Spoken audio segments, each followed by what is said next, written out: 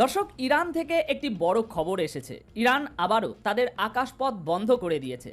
আর এর আগের বার যখন ইরান আকাশপথ বন্ধ করেছিল তখন ইসরায়েলের সঙ্গে যুদ্ধ শুরু হয়ে গিয়েছিল। আর এবার ইরান আনুষ্ঠানিকভাবে আন্তর্জাতিক পারমাণবিক শক্তি সংস্থা অর্থাৎ আইএইএ কে দেশে নিষিদ্ধ করার পর তারা আবারও নিজেদের সীমার মধ্যে যে কোনো ধরনের বিমান চলাচলের উপর নিষেধাজ্ঞা জারি করেছে। আমরা যখন ভিডিওটা তৈরি করছিলাম তখন ফ্লাইট র্যাডারের মাধ্যমে বিষয়টা যাচাই করার চেষ্টা করি এবং তখন দেখা যায় ইরানের আকাশ পুরোপুরি ফাঁকা, একেবারে নির্জন। এটা কি আবারও আগের মতো কোনো বড় বিপদের ইঙ্গিত দিচ্ছে?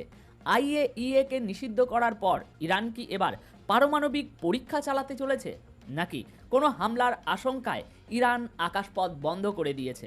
ইসরায়েল এবং আমেরিকা কি আবারও কোনো নতুন হামলার পরিকল্পনা করছে? আর এই সব ঘটনার মধ্যে আমেরিকার যে B-2 বোমারু বিমান ইরানে হামলা চালাতে গিয়েছিল সেটি ভাই কোথায় হারিয়ে গেল? ইরান কি সেই বিমানটিকে গুলি করে ভূপাতিত করেছে? আবার কেন এমন উত্তেজনাকর পরিস্থিতি তৈরি হচ্ছে? দর্শক, এই খবরগুলি এখন আমি আপনাদের সমস্ত কিছু বিস্তারিতভাবে জানাতে চলেছি। দর্শক, ইরান আকাশপথ বন্ধ করার পিছনে উদ্দেশ্যটা আসলে কি? আবার কি যুদ্ধের প্রস্তুতি চলছে? প্রশ্নটা বেশ বড়, আর এর উত্তর লুকিয়ে আছে দুটি মূল কারণে। প্রথম কারণ হলো ইরান সম্প্রতি একটি আইন পাশ করে আন্তর্জাতিক পারমাণবিক শক্তি সংস্থা অর্থাৎ আইএইএ কে দেশের বাইরে বের করে দিয়েছে। ঠিক যেমন চায়ের থেকে মাছিকে ফেলে দেওয়া হয় তেমনই। কিন্তু এর মানে কি? দর্শক, এর মানে হলো এখন থেকে ইরান পারমাণবিক বোমা তৈরি করার কতটা কাছাকাছি পৌঁছেছে, তাদের কাছে কতটা পরিমাণ ইউরেনিয়াম আছে, এই সব গুরুত্বপূর্ণ তথ্য আর বাইরের বিশ্ব জানতে পারবে না। এছাড়াও ইরানের ভিতরে আর কেউ নজরদারিও চালাতে পারবে না। যদি তারা গোপনে পারমাণবিক প্রকল্প এগিয়ে নিয়ে যায় তাহলে যেন কোনো গোয়েন্দা ড্রোন বা অন্য কিছু তাদের আকাশপথে ঢুকতে না পারে। এই কারণেও ইরান আকাশপথ বন্ধ করে দিতে পারে। এটা একটা সম্ভাবনা, কারণ ইরানের তরফ থেকে একটি সরকারি বিবৃতিতে জানানো হয়েছে যে নিরাপত্তাজনিত কারণেই তারা তাদের আকাশসীমা বন্ধ করে দিয়েছে। এখন এই নিরাপত্তাজনিত কারণটাকে ইরান মোটেই স্পেসিফিক করেনি, তাই আমরা শুধু অনুমান লাগাতে পারি।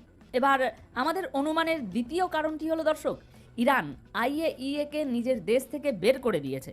তাই এখন ইরান চায় যে এই ঘটনার প্রতিশোধ হিসাবে আমেরিকা তাড়াহুড়ো করে যেন কোনো পদক্ষেপ না নিতে পারে। আর সেই কারণেই হয়তো তারা আকাশপথ বন্ধ করে দিয়েছে। আইএইএ থেকে সম্পূর্ণ সম্পর্ক ছিন্ন করার পর এখন এই সংস্থার পরিদর্শকরা আর ইরানের পারমাণবিক কেন্দ্রগুলোতে গিয়ে কোনো ধরনের তদন্ত বা পর্যবেক্ষণ করতে পারবে না। আর এর মানে এখন কেউ জানতে পারবে না ইরানের পারমাণবিক কর্মসূচি কতদূর এগিয়েছে। তাই এই পরিস্থিতিতে যদি ইরান গোপনে পারমাণবিক কর্মসূচি চালু করে তাহলে সামনে কোনো সরাসরি বাধা থাকবে না। এদিকে জাতিসংঘে ইরানের প্রতিনিধি আমির সাইয়েদ ইরাও জানিয়েছেন আইএইএ এর পরিদর্শকরা এখনও ইরানে রয়েছেন এবং তারা নিরাপদেই আছেন। তবে তাদের সব কার্যক্রম আপাতত স্থগিত রাখা হয়েছে এবং তাদের ইরানের পারমাণবিক স্থাপনাগুলোতে ঢোকার কোনো অনুমতি নেই। এরপর আমাদের অনুমানের তৃতীয় কারণ হলো ইরান হরমুজ প্রণালীতে মাইন বসানোর প্রস্তুতি নিচ্ছে। কারণ যুদ্ধের পরিস্থিতি তৈরি হলে ইরান চায় যাতে তেলের সরবরাহের পথ বন্ধ করে দেওয়া যায়। এর মাধ্যমে তারা গোটা বিশ্বের উপরে চাপ তৈরি করতে চায়, যাতে আমেরিকা আর ইসরায়েলের দাদাগিরি সবার সামনে প্রকাশ পায়। সব মিলিয়ে ইরান এখন কৌশলগত দিক থেকে নিজেকে সেই সব জায়গাগুলোয় শক্তিশালী করার চেষ্টা করছে যেখানে যেখানে আগের যুদ্ধে সে দুর্বল প্রমাণিত হয়েছিল। দর্শক, এরপর চতুর্থ আমার অনুমানের কারণটা হলো সেটা আরও বিস্ময়কর। আমেরিকা যে B-2 বোমারু বিমানগুলো নিয়ে খুব গর্ব করে, সেই বিমানের একটি ইরানে হামলা চালানোর পর ফিরে আসেনি। একটি B-2 বোমারু বিমান নিখোঁজ, আর ইরান দাবি করেছে যে তারা সেটা ভূপাতিত করেছে। তাই এখন নানা রকম প্রশ্ন উঠছে, ইরানের সঙ্গে সংঘর্ষের সময় কি সত্যিই সেই মার্কিন জেট ভেঙে পড়েছে, নাকি পাইলট কোনোভাবে সেই জেট নিয়ে উধাও হয়ে গেছে, নাকি বিমানটি কোনো দুর্ঘটনার শিকার হয়েছে। যেমন 21শে জুন আমেরিকা যখন ইরানে হামলা চালায় তখন মিশরের ওয়ারটমন এয়ারফোর্স বেস থেকে দুটি B-2 বোমারু বিমানের দল উড়ে যায়। প্রথম দলটি প্রশান্ত মহাসাগরের পশ্চিম দিকে আমেরিকার একটি ঘাঁটি গুয়ামের উদ্দেশ্যে রওনা হয়। এর মাধ্যমে ইরানকে বিভ্রান্ত করার চেষ্টা করা হয়, যেন ইরান ভাবে যে বোমারু বিমানগুলো তাদের দিকে আসছে না। কিন্তু ঠিক সেই সময় যখন ইরান প্রথম দলের উপর নজর রাখছিল, তখন দ্বিতীয় দলে থাকা 7টি B-2 বোমারু বিমান ইরানের 3টি পারমাণবিক স্থাপনাকে টার্গেট করে, ফার্দো, নাতাঞ্জ আর ইস্পাহান। সেখানে বোমা ফেলা হয় এবং 37 ঘন্টার মধ্যে পুরো মিশন শেষ করে সবগুলো বিমান ফিরে আসে, শুধু সেই একটি বাদে। আর এই সব ঘটনার মধ্যেই এখন বড় চাপের মুখে পড়েছে আমেরিকার এয়ারফোর্স, কারণ B-2 বোমারু বিমান হলো তাদের গর্বের প্রতীক। প্রতিটি B-2 বোমারু বিমানের দাম প্রায় $2 বিলিয়ন। আর আমেরিকার কাছে বর্তমানে মোট 19টি B-2 বোমারু বিমান আছে, আর সেগুলোর মধ্যে যদি একটা হারিয়ে যায় তাহলে সেটা আমেরিকার জন্য বড় সমস্যার বিষয়।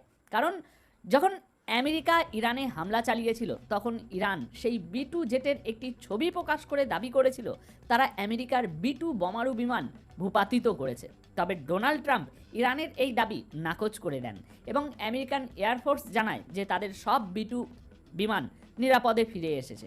কিন্তু এখন যখন প্রায় নিশ্চিত হয়ে গেছে যে একটি B-2 বোমারু বিমান নিখোঁজ, তখন আমেরিকার এয়ারফোর্স ঠিকমতো কোনো উত্তর দিতে পারছে না। আগে যেসব দুর্ঘটনা ঘটেছে B-2 বিমান নিয়ে, সেগুলো দেখে অনুমান করা হচ্ছে যে এই বিমানের সাথেও হয়তো ওরকম কোনো দুর্ঘটনা ঘটেছে, যেমন আগের দুটো B-2 বিমানে যে দুর্ঘটনা ঘটেছে ওই রকম। দর্শক, এই সব ঘটনার মাঝেই ইরান নিজেকে আরেকটি যুদ্ধের জন্য প্রস্তুত করছে, কারণ ইরান খুব ভালো করেই জানে যে ইসরায়েল এমন একটা দেশ যারা কখনো কোনো চুক্তির ওপর স্থির থাকে না। ইসরায়েল গাজায় হামলা চালিয়ে ইরানকে উস্কে দেওয়া শুরু করেছে। এখন গাজায় আবারও ইসরায়েলের ভয়ঙ্কর হামলা হচ্ছে। ইসরায়েলি সেনাবাহিনীর সাম্প্রতিক হামলায় 82 জন নিহত হয়েছে।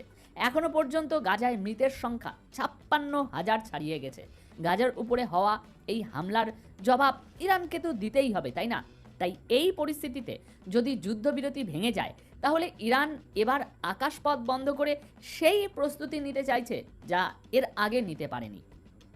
আর এই পরিকল্পনার অংশ হিসাবে ইরান এখন মোসাদের নেটওয়ার্ক ধ্বংস করার মিশন শুরু করেছে। পুরো ইরানে চলছে তল্লাশি অভিযান, চলছে একের পর এক ধরপাকড়। মাত্র একদিনেই 50-এরও বেশি সন্দেহভাজন ব্যক্তিকে আটক করা হয়েছে। দর্শক, উপসাগরীয় অঞ্চলের দেশগুলোতে কি ঘটছে, কি পরিবর্তন আসছে, সেই সব আপডেট আমরা নিয়মিত আপনাদেরকে দিয়ে যাচ্ছি। ইরান ইসরায়েলের উপর 500টিরও বেশি ব্যালিস্টিক ক্ষেপণাস্ত্র নিক্ষেপ করেছিল, যার বেশিরভাগই প্রতিহত করা হলেও কিছু ক্ষেপণাস্ত্র ইসরায়েলের অনেক এলাকায় ক্ষয়ক্ষতি ঘটিয়েছে এবং 28 জন নিহত হয়েছে। ইরানের সাথে 12 দিনের সংঘাতের পর ইরান আন্তর্জাতিক পরমাণু সংস্থার IAEA এর সাথে সহযোগী স্থগিত করার সিদ্ধান্ত নেয় সংস্থাটির পরিদর্শক দল তেহরান ছেড়েছে। দর্শক, সম্পূর্ণ ভিডিওটি দেখলেন, আশা করি বিষয়টি বুঝতে পেরেছেন।